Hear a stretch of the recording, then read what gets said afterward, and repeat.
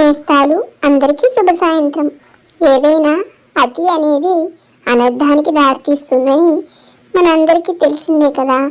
మరి ఈ అతి అనే దాని వల్ల కలిగే నష్టం ఏంటో ఈరోజు ఒక చక్కని కథను వినేద్దామా? వీడియో మీకు నచ్చితే తప్పకుండా లైక్ చేయండి, షేర్ చేయండి, సబ్స్క్రైబ్ చేసుకోండి. అనగనగా ఒక ఎలుక ఉండేది. దానికి చాలా రోజుల ఆహారం దొరకదు. ఇల్లు, పొలాలు, చెట్లు అన్నీ వెతుకుతుంది, కానీ ఎక్కడా ఆహారం దొరకదు.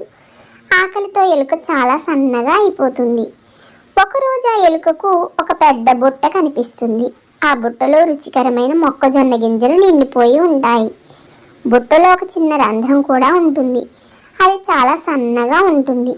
ఎలుకకు లోపలికి వెళ్ళడానికి సరిపోతుంది. ఆకలితో ఉన్న ఎలుక వెంటనే లోపలికి దూరుతుంది. ఆహా, ఎన్ని గింజలు అని ఎంతో ఆనందంతో అరిచి ముక్కలు ముక్కలుగా తినడం మొదలు పెడుతుంది. ఆహా, ఇంకా తింటే బాగుంటుంది అనుకుని ఆ ఆకలితో ఉన్న ఎలుక ఇంకా ఇంకా ఇంకా ఇంకా తింటూనే ఉంటుంది. తినడం ఆపకుండా అలా తినడం చేస్తూ ఉండడం వలన చివరకు చాలా లావుగా మారిపోతుంది. ఆ తర్వాత సంతృప్తిగా గింజలు తిన్న తర్వాత ఎలుక బయటకు రావడానికి ప్రయత్నం చేస్తుంది. కానీ రంధ్రం దగ్గరికి వచ్చి ఎలుక ఎంత కష్టపడినా బయటకు రాలేకపోతుంది. రంధ్రం చాలా చిన్నదిగా ఉంటుంది. ఇప్పుడు ఈ లావుగా మారిన ఎలుక దాంట్లోంచి రావడం అసాధ్యమవుతుంది. ఎలుక చాలా భయపడిపోయి గట్టిగా అరుస్తుంది. అయ్యో, నేను ఇక్కడే ఇరికిపోయాను, ఓ దేవుడా, నేను బయటికి ఎలా రావాలి అని గట్టిగా అరుస్తూ బాధపడుతుంది. అదే సమయంలో ఒక పెద్ద ఎలుక అక్కడికి వస్తుంది. ఏమైంది చిన్న ఎలుక, ఎందుకు అరుస్తున్నావు అని అడుగుతుంది. ఆ చిన్న ఎలుక తాను చేసిన తప్పు మొత్తం చెబుతుంది.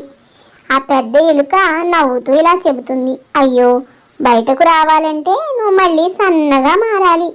కొన్ని రోజులు తినకుండా ఉండు, అప్పుడు నువ్వు సన్నగా అవుతావు, ఈ రంధ్రంలోంచి బయటకు రాగలుగుతావు. అప్పటి వరకు ఆ బుట్టలోనే ఉండు అంటుంది. చిన్న ఎలుకకు అప్పుడు నిజం తెలుస్తుంది. ఎంత ఆహారం ఉన్నా అతిగా తినకూడదు అని. అప్పటి నుండి ఆ ఎలుక సన్నబడి బయటకు రావడానికి బుట్టలో ఆహారం ఉన్నా తినకుండా ఉండవలసిన పరిస్థితి ఏర్పడుతుంది. అందుకే ఎంత రుచికరమైన వస్తువు అయినా సరే అతిగా తినడం వలన మన ఆరోగ్యానికి చాలా ప్రమాదమని ఈ కథ వల్ల మనకి తెలుస్తోంది. అందుకే ఏది అతి పనికిరాదన్నమాట.